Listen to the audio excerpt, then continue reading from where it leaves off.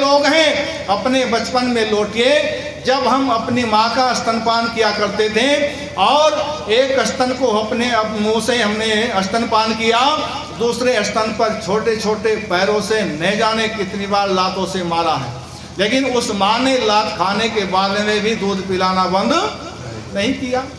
दो लात खाने के बाद में भी दूध देने की क्षमता यदि किसी में है तो माँ होती है। जब उस माँ को खो देते हैं तो बड़ा दुख होता है। और देखें, जब हम बड़े होकर के जब भी हमने रसोई में चौका में बैठ करके थाली पर बैठ करके इधर या उधर देखा, वो माँ हमारे सामने नमक का डब्बा ला करके रख देती है। लोगों, जब बिना कहे कि क्षमता यदि किसी में है तो माँ होती है। जब उस माँ को खो देते हैं तो बड़ा दुख होता है। और देखें, वो माँ जब हम परीक्षा देते समय वो माँ दही की कटोरी लेकर के सगुन बन करके खड़ी हो जाती है। जब उस माँ को खो देते हैं तो बड़ा दुख होता है। रमेश सोच की चाय लाने मुझे अच्छी लगती हैं कि बहुत रोते हैं लेकिन दामन हमारा नम नहीं होता, इन आंखों के बरसने का कोई मौसम नहीं होता। मैं अपने दुश्मनों के बीच भी महफूज रहता हूँ, मेरी माँ की दुआओं का खजाना कम नहीं होता। स्वामीनाथ पांडे ने माँ के ऊपर उपन्यास लिखा और वो लिखते हैं एक विधवा माँ थी, उसके दो बेटे थे। एक बेटा नीचे माले पर रहता था, दूसरा बेटा ऊपर माले पर रहता था। विधवा माँ 15 दिन नीचे वाले बेटे के साथ भोजन करती थी और 15 दिन ऊपर वाले बेटे के साथ भोजन करती थी। लेकिन लोगों, सबसे बड़ा दुर्भाग्य उस माँ का ये था, जितने महीने एक वर्ष में 31 दिन के होते थे, उस एक दिन के लिए उस माँ को उपवास रख करके अपना जीवन व्यतीत करना होता था। एक माँ जब दो बेटों को अपने गर्भ में रखती है और दो बेटों को जब एक माँ भारी लगने लगती है, तब कवि ने लिखा, माता की मोहब्बत को दिल से न जुदा करना, माँ बाप का ऋण कुछ दो जीवन में अदा करना। माता की मोहब्बत को दिल से न जुदा करना, माँ बाप का ऋण कुछ दो जीवन में अदा करना।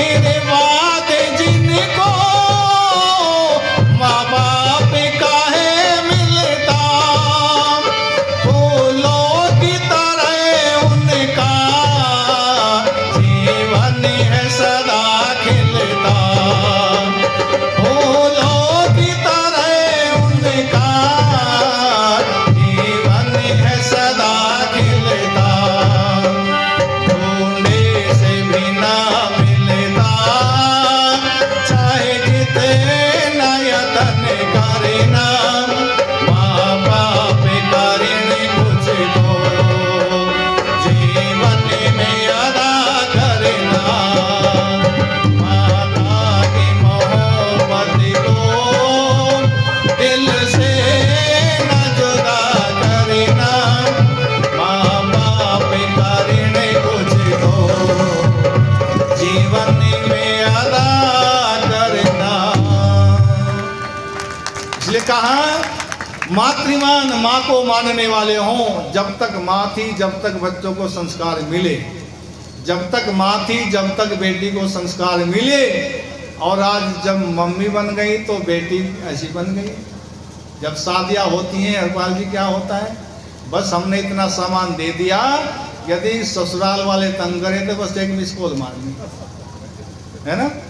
लेकिन इसी दान क्या कहते हैं कि गुण कर्म स्वभाव मिला करके अपने बच्चों की शादी करें, तो कितनी चीज कही, 3 चीजें कही है कि गुण मिलाएं, कर्म मिलाएं और स्वभाव मिला करके अपने बच्चों का विवाह कराएं। तो क्या है, आज गुण कर्म स्वभाव नहीं मिलाए जाते हैं, आज मिलाई तो 3 ही जाती हैं, क्या माल मिलाया जाता कि हमारे बराबर के हैं, नहीं है ना। हाँ, खाल मिलाई जाती है, इंची टेप उठाए फिरते हैं कि कितनी लंबाई है, और बाल मिलाए जाते हैं। तो ये क्या है, ये हमने अपनी व्यवस्था को बिगाड़ करके रख दिया। 3 चीजें कही थी ऋषि दयानंद ने कि गुण कर्म स्वभाव मिला करके अपने बच्चों को शादी करें। और मैं आपसे निवेदन करूं, भैया नाराज मत हो जाना कोई, कि अपने लड़के को आजीवन चाहे कुंवारा बैठा रहने दे, लेकिन जहां से ऑनलाइन शिक्षा माँ की चलती है उस घर से शादी है ना न कराएं। आप निवेदन है, ये ऑनलाइन जो चल रहा है ना, ये बड़ा खतरनाक सौदा चल पड़ा है, इससे बचना होगा। परिवार टूटे जा रहे हैं, घर टूटते जा रहे हैं, आपस में संबंध विच्छेद होते जा रहे हैं। लेकिन एक उपदेश देकर के मैं आपके सामने निवेदन करूं, माताएं बैठी हैं, बहनें बैठी हैं, यदि और आगे को आ जाए तो सुनेंगे ध्यान से। बस एक उपदेश आपके लिए है अंतिम, थोड़ी देर के लिए, समय तो हो गया, आदेश हो गया। हाँ मुझे भी जाना, वहाँ मुझे भी जाना, हाँ मुझे भी जाना है, कोई बात नहीं, जाएंगे, कोई बात नहीं, जाना। हाँ बसवा खेड़ी में वो अपने हैं ना प्रमोद जी, उनकी माता जी का आज रस्म पगड़ी है। पगड़ी महिलाओं की होती नहीं, लेकिन वो क्रिया है, अपने समाज में प्रचलित है। तो सुनेंगे, बहनें सुनेंगी बड़े ध्यान से कि अपने बेटी को हमें विवाह के समय क्या उपदेश देना है, बस इतना ध्यान रखना है। बस ज़्यादा बात नहीं करूँगा और व्याख्या भी नहीं करूँगा इस गीत को, बस गीत सुन लो आप। बेटी को बुलाया माँ ने, ओ बेटी आओ मेरे पास में। पहले आपने सुना होगा, बहुत प्रचलित गीत है बेमोल जी का, और ये बेटा ये कह करके गया था बेमोल जी का भजन। ये तो दूसरा है, वो राम श्याम को देश बदनाम न हो जाए, ये भी है, लेकिन प्रकरण दूसरा घूम गया, तो इसको सुनेंगे आप। कि मानिए दुलारी मेरा कहना, इस भांति रहना, जाके ससुराल में सबे कुछ पड़ेगा बेटी सहना, पर कुछ ना कहना जाके ससुराल में। मानिए दुलारी मेरा कहना, इस भांति रहना, जाके ससुराल में सबे कुछ पड़ेगा बेटी सहना, पर कुछ ना कहना जाके ससुराल में। छोड़ कर चली है आज बाबुल का अंगना, सखिया सहेलिया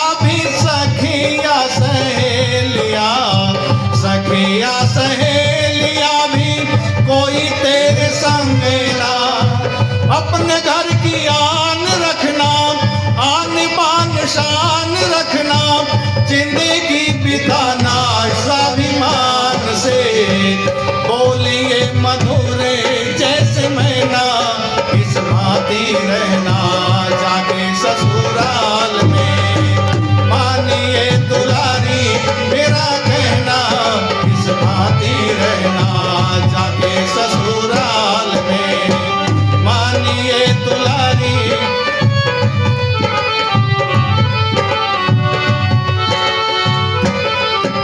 और कहा माने हो बेटी, आज तू अपने असली घर को जा रही है, और बेटी जब जब भी हमारे पास तुम आया करोगी, कुछ ना कुछ दे करके हम तुझको विदा किया करेंगे बेटी। और जैसी माँ मैं तेरी यहाँ पर हूँ, धर्म की माँ सास के रूप में तुझको मिलेगी, और धर्म के पिता के रूप में ससुर तुमको मिलेंगे। छोटी बड़ी जो बहनें हैं वे देवरानी जेठानी के रूप में मिलेंगी, उनका सम्मान करना तो सबकी प्यारी बन जाओगी। और कहा माता के समान अपनी सासू जी को जानना, पिता से भी बढ़कर अपने ससुर जी को जानना। जेठानी का आदर करना, देवरानी का आदर करना, प्यारी समझना अपने प्राण से। वो भी है दोनों तेरी बहना, इस भांति रहना जाके ससुराल में। मानिए दुलारी मेरा कहना, इस भांति रहना जाके ससुराल में। और माँ कहती हो बेटी, मेरे पास में ज्यादा धन दौलत दहेज देने को तो नहीं है, लेकिन परमात्मा ने तुझको वो दौलत दी है, यदि उसका प्रयोग करोगी तो सबकी प्यारी बन जाओगी। और कहा कंठे श्री कंठे तेरा कोयल के समान हो, होठों की लाली तेरी मधुर मुस्कान हो। भलाई की बिंदिया तेरी, नेकी की नथनिया तेरी, पहन कर चली जा बेटी शान से। लज्जा है लाडो तेरा गहना, इस भांति रहना जाके ससुराल में। मानिए दुलारी मेरा कहना, इस भांति रहना जाके ससुराल में। सबे कुछ पड़ेगा बेटी सहना, और कुछ ना कहना जाके ससुराल में। और कहा कभी कभी सास तेरी कड़वे बोल बोलेगी, कभी कभी बस इससे बच तेरी कड़वे बोल बोलेगी। ये है खतरनाक घंटी, है ना। इससे बच कर के रहना। क्या होगी, हमें तो लूट लिया, हमारे लड़के के तो 50 रिश्ते थे। हरपाल जी हैं रुड़की के आए थे, वो हवाई जहाज देने की बात कर रहे थे। हरिद्वार से आए थे, वो रेल देने की बात कर रहे थे। हमें तो कुछ नहीं मिला, लूट लिया। कुछ नहीं जानती, खाना बनाना नहीं जानती है, कपड़े सिलना नहीं जानती है, ये कुछ काम नहीं आता है, कुछ नहीं करती। ये ताने होते हैं ना घरों में। तो कहा बेटी इन बातों से घबराना मत। और माँ बड़े दृढ़ विश्वास के साथ में संस्कार दे रही है बहनों अपनी बेटी को, और कहती है ओ बेटी, कभी कभी सासे तेरी कड़वे बोली बोलेगी, मारे मारे ताने तेरे हृदय को छोलेगी। कभी कुछ भी बोलना ना, अपना मुंह खोलना ना, कुछ भी न कहना तू जबान से।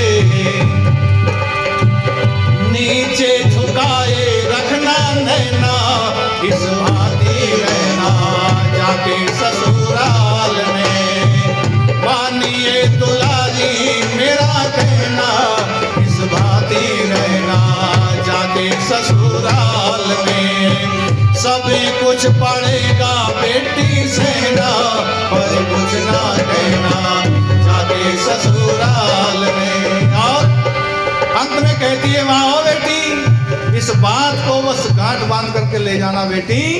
और कहा कि जब तुम्हारे घर पर ये भैया योगेंद्र, बेटी मनीता, सारे डॉक्टर सविता जी जैसे विद्वान आ जाए, क्या करना है? आए जो अतिथि उनका करना सत्कार, तो जोड़ करके रखना अपना सारा परिवार। तो आए जो अतिथि उनका करना सत्कार, तो जोड़ करके रखना अपना सारा परिवार। तो दोनों समय संध्या हवन सुगंधि से भरना भवन, लगने लगाना भगवान से।